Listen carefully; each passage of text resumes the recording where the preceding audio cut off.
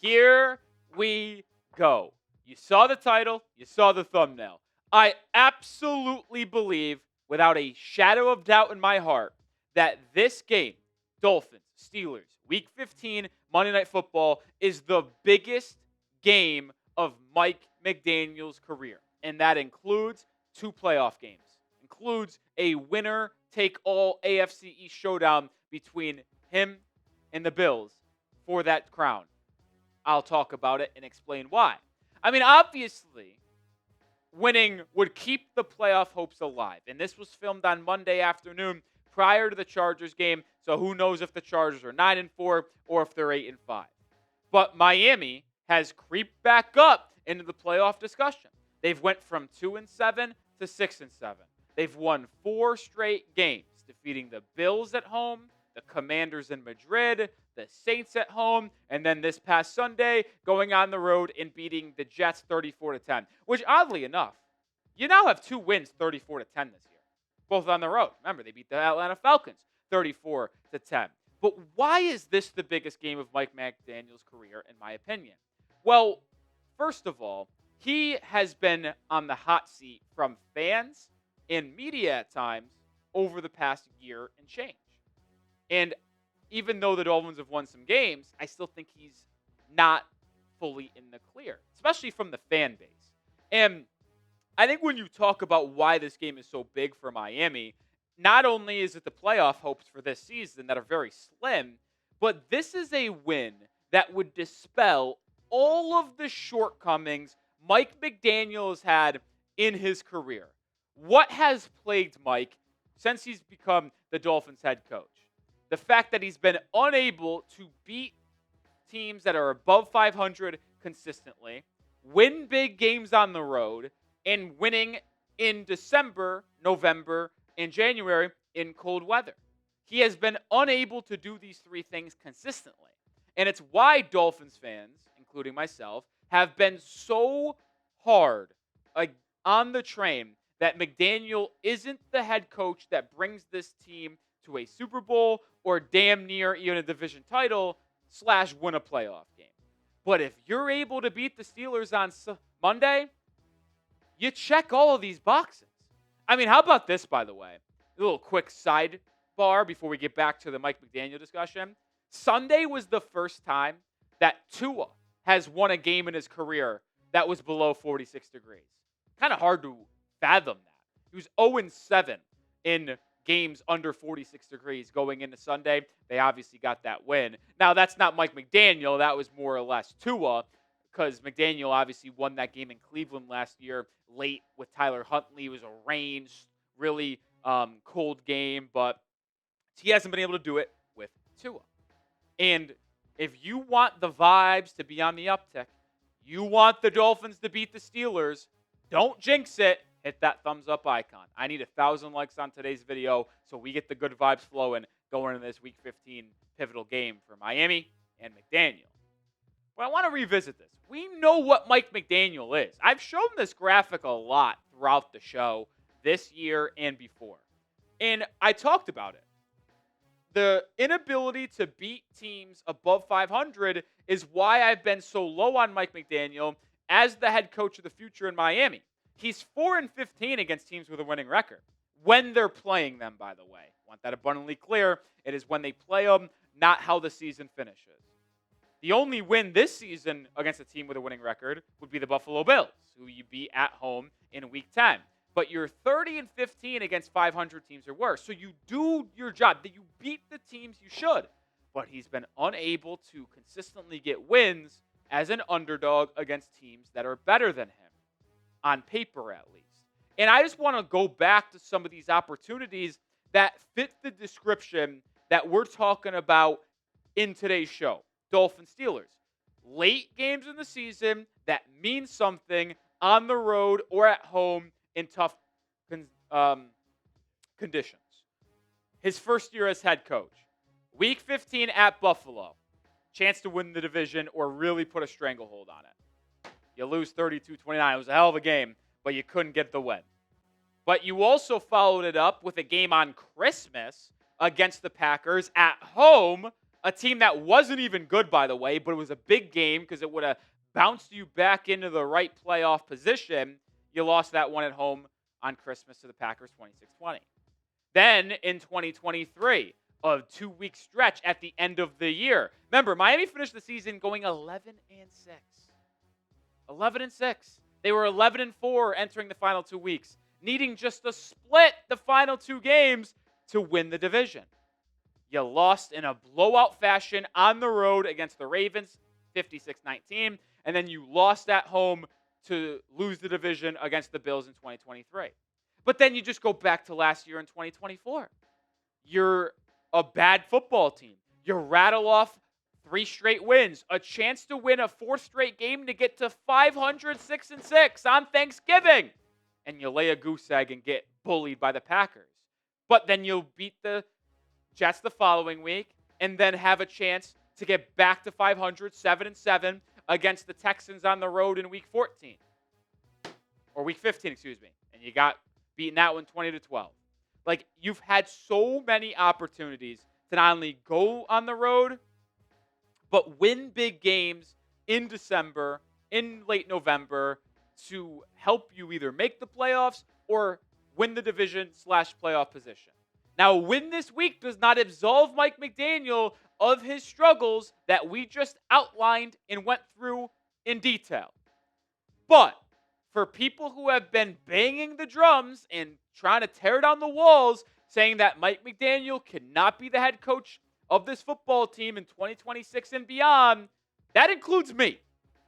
A win this Monday night would shut me up.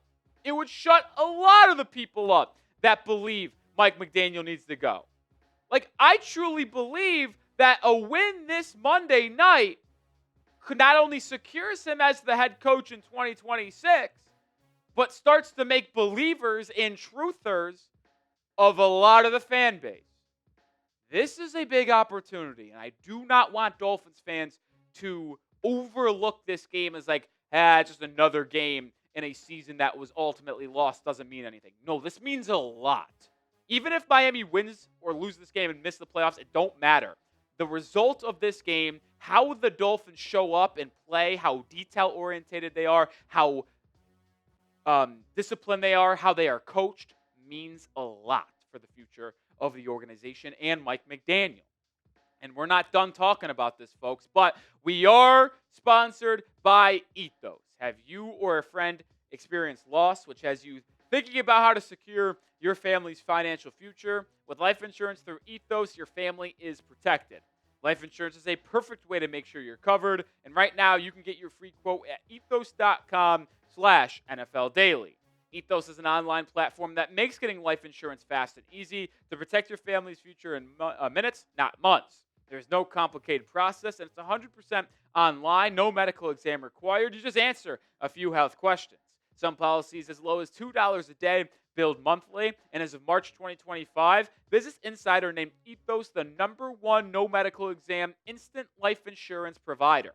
Protect your family with life insurance from Ethos. Get your free quote at ethos.com/NFL Daily. That is ethos.com/NFL Daily. Application times may vary. Rates may vary. Links in the description and comments of today's show.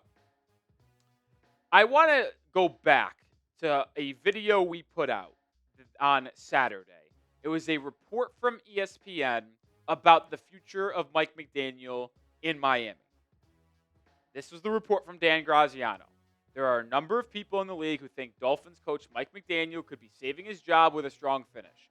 Greer was fired at the low point of the season, but Miami held on to McDaniel, who's well-liked in the building and by team ownership.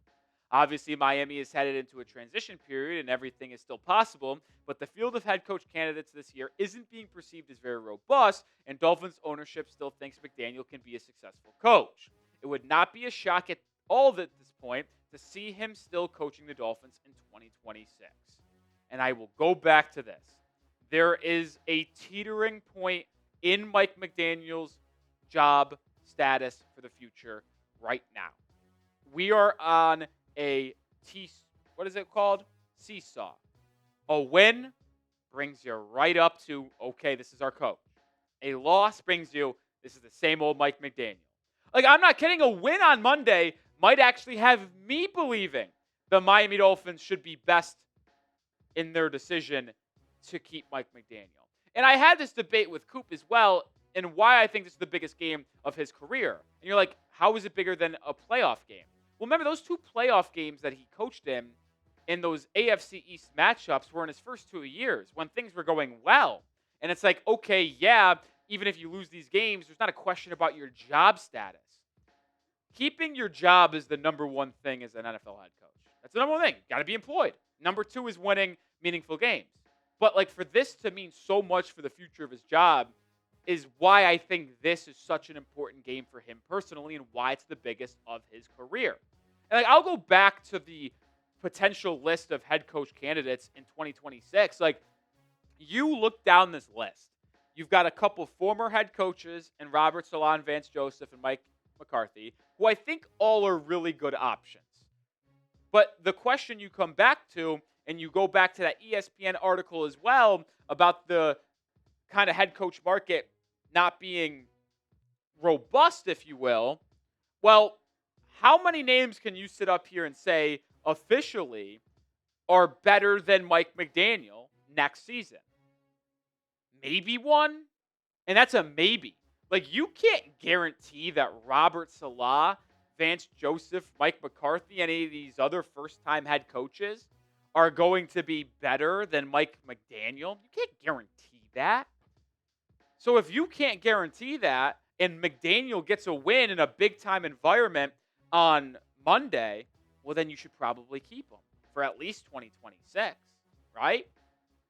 We're going to continue and end the show here in a second, but hit that sub button. Join the channel for nonstop Dolphins coverage, whether it's news about the coaching staff, injury news, we got you covered. And now we'll turn our attention to this. Call it optimism, folks, but I do think this might be the big game that Mike McDaniel finally wins. And that would do a lot for him and in Miami going forward.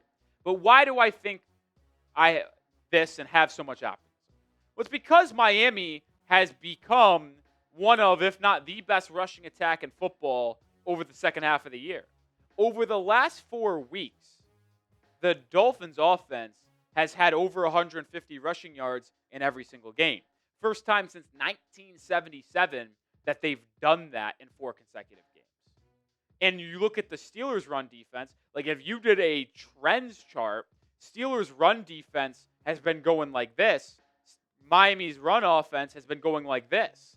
I mean, they allowed 200 rushing yards plus in back-to-back games. First time that's ever happened under Tomlin, and it would obviously be the first time it happened in 3 straight games if Miami can do it this upcoming Monday night. But it's not like this is like a revelation for the Steelers. No, they've been bad defending the run all year long, ranking in the bottom half in almost every single advanced rushing defense analytic, especially in EPA per rush and run stuff, both ranked at 27th in the NFL. This is not a good run defense, and that is where they're vulnerable. And with Miami having so much success on the ground, Devon Achane being healthy, I think Miami, and healthy is a stretch, just being available, if you will, this is where Miami might be able to strike and get a win on the road in a tough environment. So let me hear it. Confidence level in the Dolphins beating the Steelers. Scale it 1 to 10 for me down in the comment section. Let me know your thoughts. I said I feel good about it. I'm going 7-7. I'm going 7-7. I know that's aggressive. I know you're going to look at me and say 7-7 for a game on the road in December against a 7-6 Steelers team playing for their division lives. Yeah, I do. And it's because of that run defense that the Steelers have. It's horrible. And the Dolphins offense since week 8. Why did I choose week 8 as the metric here and not just the last 3 or 4 weeks? Well, it's because the Dolphins won on the road in Atlanta in week 8. That set off 5 wins in the last 6 games. The Dolphins in that sample size are the 3rd best rushing offense in the NFL in EPA per rush, in rush success rate, only trailing the Chicago Bears, and I'm actually spacing on the other one. The Bears were number 2. In EPA per play, they're 10th. And success rate, 7th. The dropback EPA, so the passing is still average, but top 10 offense, top 3 run offense. Like, come on, Mike. This is your time. This is it. This is the biggest opportunity of your career to this point to prove that you should be the head coach of this football team in 2026 and potentially beyond.